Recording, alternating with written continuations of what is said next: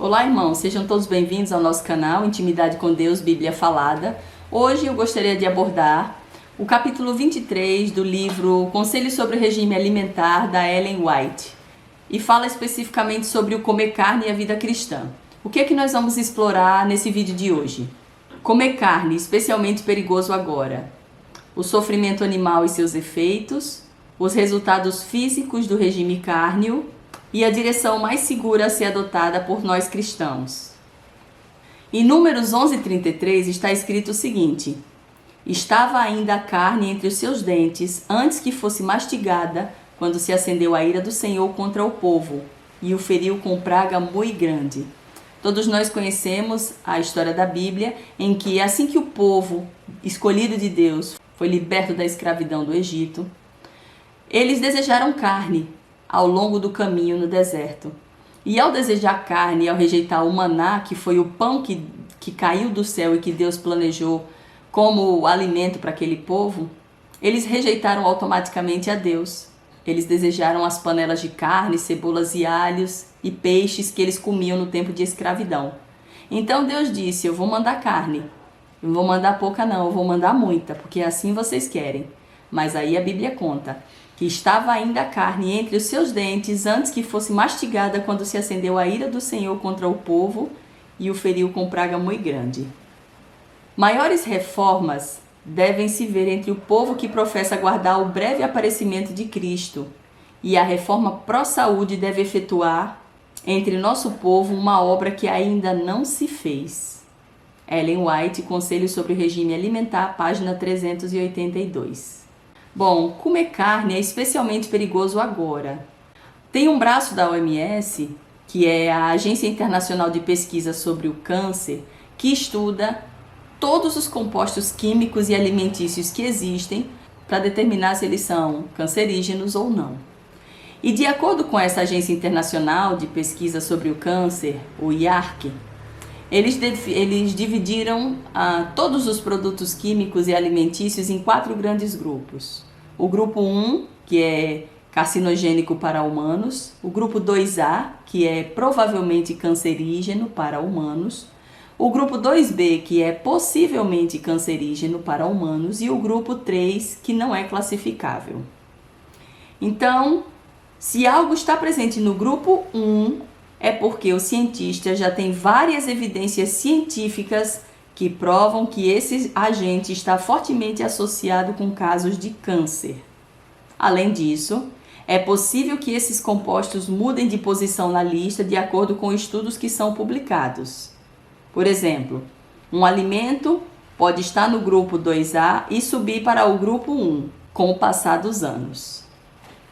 Os alimentos que mais são cancerígenos, de acordo com essa lista do IARC, são alimentos muito comuns, facilmente encontrados em qualquer supermercado do Brasil, e eles podem aumentar as probabilidades de tumores malignos. Aqui a gente vai mostrar para vocês alguns exemplos. O primeiro de todos é a carne processada. Desde 2018, a carne processada está na lista dos alimentos cancerígenos. Produtos como salsicha, linguiça, bacon, presunto, salame, mortadela e peito de peru são exemplos de carnes processadas que entregam o grupo 1 na listagem, ou seja, eles são comprovadamente carcinogênicos. De acordo com uma revisão dos estudos, que foi publicada em 2021, esses alimentos aumentam em até 22% a chance de desenvolver câncer no reto, além de também elevar em 21% o surgimento de doença no cólon. É interessante ressaltar que os cientistas ainda apontam que o consumo da carne processada também está relacionado com o surgimento de outros tipos de câncer, como o de pulmão e mama. E o interessante mesmo é que quando uma pessoa quer fazer uma dieta e ela vai e procura um nutricionista, e o nutricionista passa uma lista de alimentos que a pessoa deve ou não comer para perder peso, sempre vocês vão ver, escolha um peito de peru, escolha um presunto. Só que essas carnes têm muitos compostos que causam câncer. Um outro alimento que é bem interessante a gente ressaltar é a carne vermelha. Diferente das carnes processadas, a carne vermelha está atualmente no grupo 2A da lista do IARC, com risco de provável desenvolvimento de câncer do intestino. Nesse caso, a OMS recomenda um consumo reduzido de até 500 gramas de peso cozido por semana. Então, se a gente só pegar a ciência, sem falar do lado espiritual, a OMS já recomenda a gente comer pouca carne vermelha. E não é isso que a gente tem visto. Principalmente no meio daqueles que professam guardar a lei de Deus, guardar os mandamentos do Senhor e guardar os preceitos de Jesus Cristo. Então eu estou aqui fazendo esse vídeo para alertar os meus irmãos. A alimentação ela tem muita influência no nosso psíquico, na forma como a gente vive. Os que usam carne menosprezam todas as advertências que Deus tem dado relativamente a esta questão.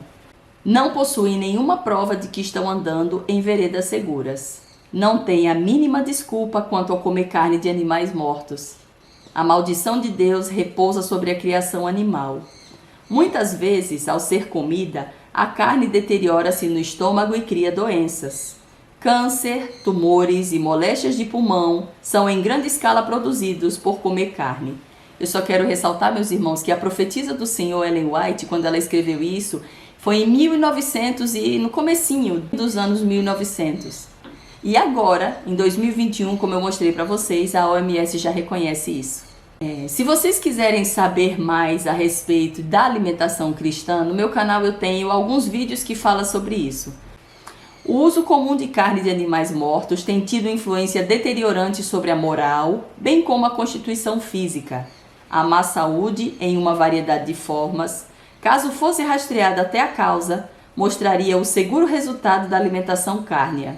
Os males morais do regime cárneo não são menos assinalados do que os físicos. A comida de carne é prejudicial à saúde, e seja o que for que afete o corpo, tem seu efeito correspondente na mente e na alma. Então, meus irmãos, estamos vivendo num tempo em que tudo que vamos fazer precisamos orar a Deus, incluindo a nossa alimentação. Aliás, a nossa alimentação deve ser motivo de grande oração, principalmente nós mulheres que temos filhos, que temos famílias para alimentar. Nós precisamos ser guiadas pelo Espírito Santo de Deus, porque se assim não fizermos, estaremos não só comprometendo a nossa própria salvação, como a salvação daqueles aos quais servimos à mesa todos os dias. A Ellen White recebeu muita luz acerca da alimentação. Ela tem muitos livros relacionados à saúde física, mental e espiritual como um todo. E ela registrou na página 384 desse mesmo livro, Conselhos sobre Regime Alimentar, o seguinte: a luz que me é dada é de que não tardará muito, teremos de abandonar o uso de alimentos animais. Mesmo o leite terá de ser rejeitado. Acumula-se rapidamente a doença. Os hábitos e práticas dos homens levaram a terra a tal condição que algum outro alimento precisa substituir a carne para a família humana. Não necessitamos absolutamente de alimento cárneo. Deus pode nos dar outra coisa. Quero deixar vocês aqui com esse vídeo, onde ele mostra como que as vacas são criadas e o que acontece na hora de tirar o leite. A gente às vezes não sabe do que acontece e nem sabe quanta adição de soda cáustica e o quanto isso faz mal para a nossa saúde. Vamos ficar aí com o vídeo. Você sabe de onde vem o leite?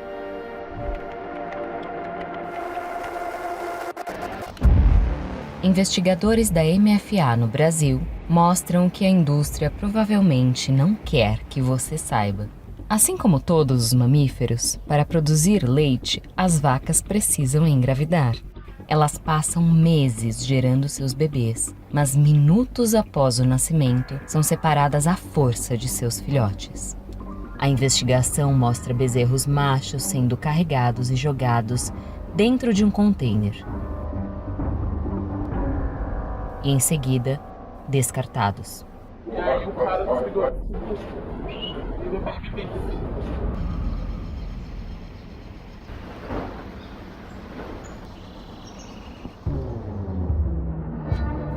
Já as fêmeas são levadas para viver sozinhas, confinadas em espaços minúsculos, somente com água e ração.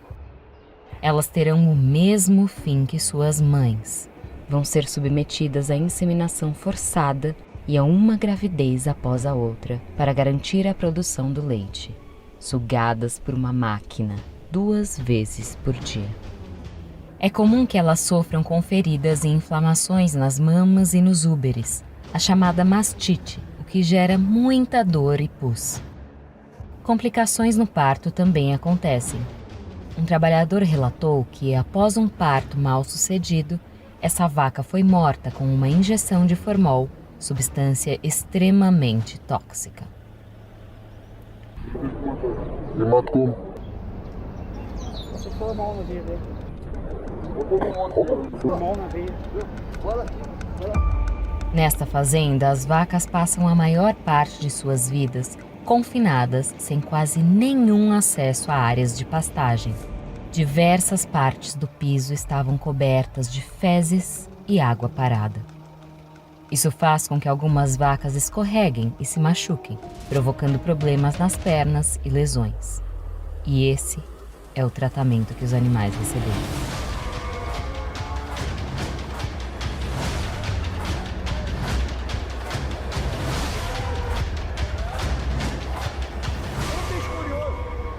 Todo dia passa ali e tem que lamber aquele negócio.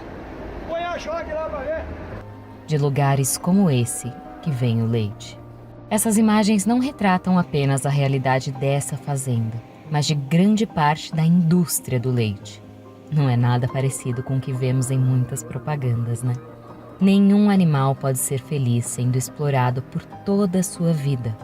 Peça a Tilate e a outras empresas de leite que sejam mais transparentes quanto à realidade que os animais vivem. Acesse vacasnãodãoleite.com.br e assine a petição. Vacas não dão leite.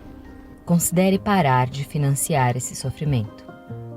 Bem, agora que vocês viram a questão do leite, eu quero dizer para vocês que os Estados Unidos, com o FDA, Food and Drug Administration, que é um órgão como se fosse a Anvisa do Brasil, eles já aprovaram o uso de produto carne cultivado a partir de células animais. E eles dizem que o mundo está a viver uma revolução alimentar e o FDA está empenhado em apoiar a inovação no fornecimento de alimentos. Eu quero que vocês vejam essa reportagem aqui sobre como que essas carnes são criadas e vejam que isso não tem nada a ver com o que o nosso Criador projetou para nós. É importante ressaltar que a carne feita em laboratório, ela não tem diferença quando a gente vai no supermercado. A gente não consegue diferenciar uma carne produzida de um animal que veio do Criador, o nosso Criador, e uma carne que foi produzida em laboratório. Então fiquem com o vídeo. A chamada carne de laboratório deve chegar às prateleiras dos supermercados brasileiros nos próximos anos. A tecnologia tenta suprir a demanda por proteína animal com menos impacto ambiental, já que não é preciso abate para produzir o alimento. A promessa é que o produto tenha o mesmo sabor, a mesma textura e até o mesmo cheiro da proteína animal. Detalhes na reportagem de Manuela Niklevics. O Brasil é um dos maiores consumidores de carne do mundo. São 30 quilos na média por habitante ao ano. Em 2020, foram 8 milhões e 700 mil toneladas de carne bovina produzidas aqui. Mas essa forma de consumir a carne pode mudar em breve. Está chegando aqui no Brasil a carne cultivada em laboratórios.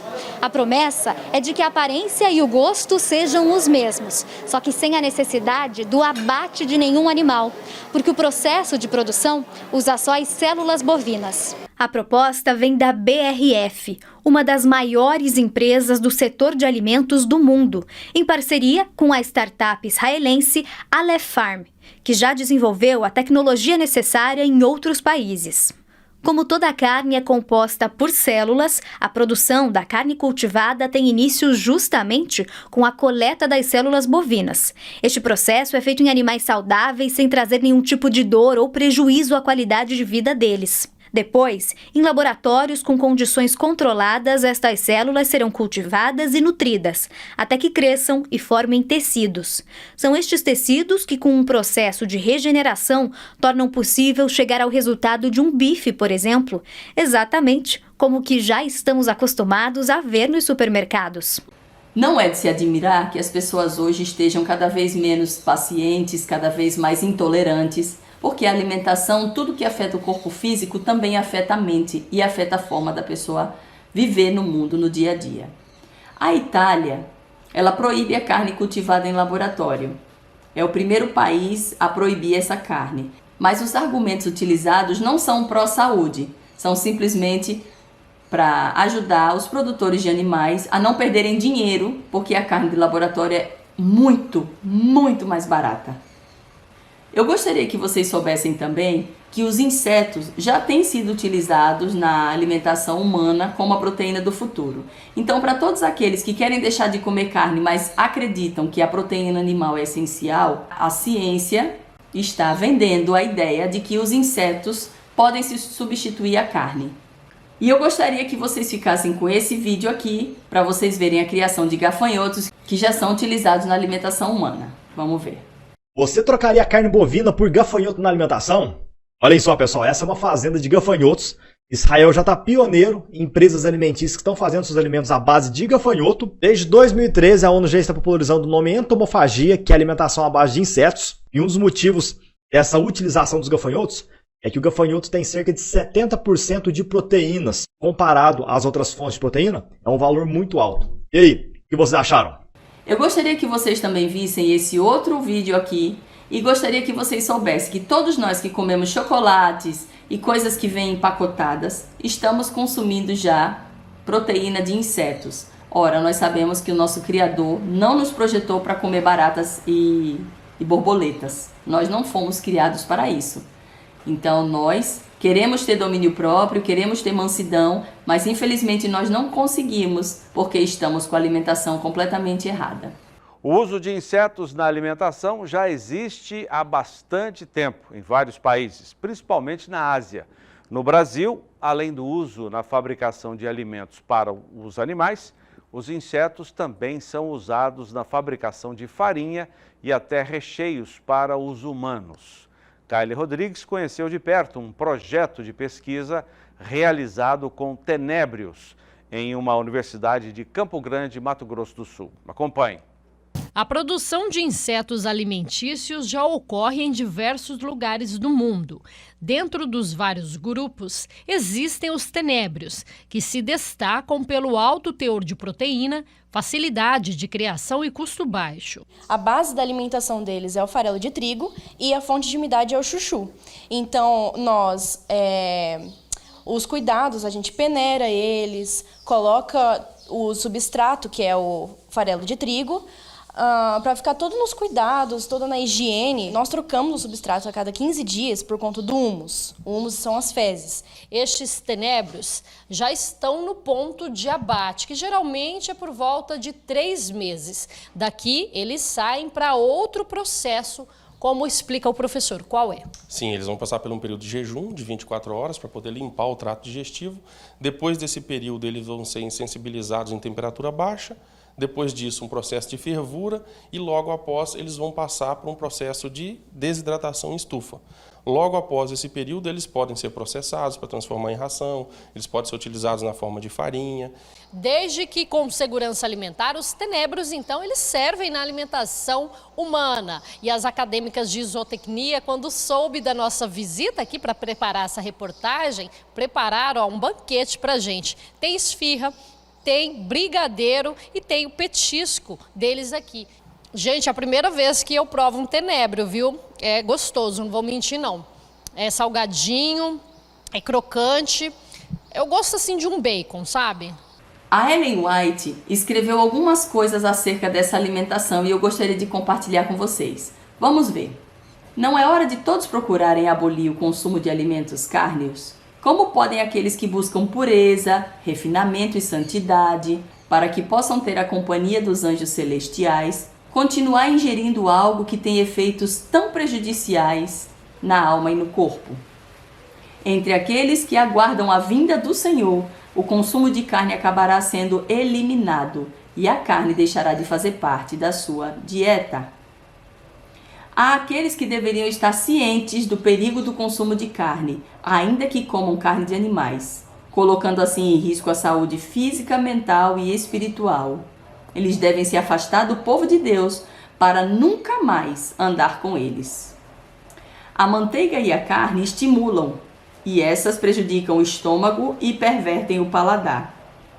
Os nervos sensíveis do cérebro foram entorpecidos e o apetite animal fortalecido à custa das faculdades morais e intelectuais.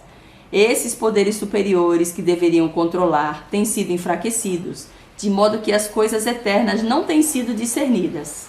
A paralisia entorpeceu o espiritual e o devocional. Eu fiz um vídeo no meu canal falando sobre a fisiologia da digestão. Eu vou deixar aqui e também vou deixar na descrição do vídeo. Eu gostaria muito que vocês assistissem. Eu falo nesse vídeo como professora de fisiologia humana e mostro para todos a importância não só do comer com qualidade, mas como comer corretamente para que a nossa comida, que é saudável, possa surtir um bom efeito no nosso corpo. Afinal de contas, somos templo do Espírito Santo de Deus. A palavra de Deus nos adverte claramente de que, a menos que nos abstenhamos das concupiscências carnais, a natureza física será levada a conflitos com a espiritual. Na concupiscência, no comer, luta contra a saúde e a paz. Assim, é estabelecida uma guerra entre os atributos mais elevados do homem e os inferiores. As propensões subalternas, fortes e ativas, oprimem a alma. Os mais altos interesses do ser são postos em perigo por essa indulgência com apetites não sancionados pelo céu. Então vejam a importância que nós devemos dar à nossa alimentação. Então, para todos aqueles que acham que estão sendo guiados pelo Espírito Santo de Deus e ainda continuam se alimentando da forma como o nosso Criador não projetou, precisamos verdadeiramente fazer uma reflexão urgente, porque todos nós sabemos que Jesus está às portas. Todos nós que conhecemos a Bíblia já estamos vendo os sinais todos acontecerem. Cabe agora a nós a pergunta: quero verdadeiramente eu estar do lado do meu Senhor e Salvador? Ou eu quero estar do lado do mundo e das coisas do mundo? Nós precisamos fazer uma reforma de saúde, pois sem ela, jamais conseguiremos ter o nosso corpo purificado. E o corpo sendo o templo do Espírito Santo de Deus, Deus não habita em um templo sujo. Nós precisamos fazer essa reforma com urgência. Que Deus te abençoe, que o Espírito Santo te ilumine. E até o próximo vídeo. Tchau.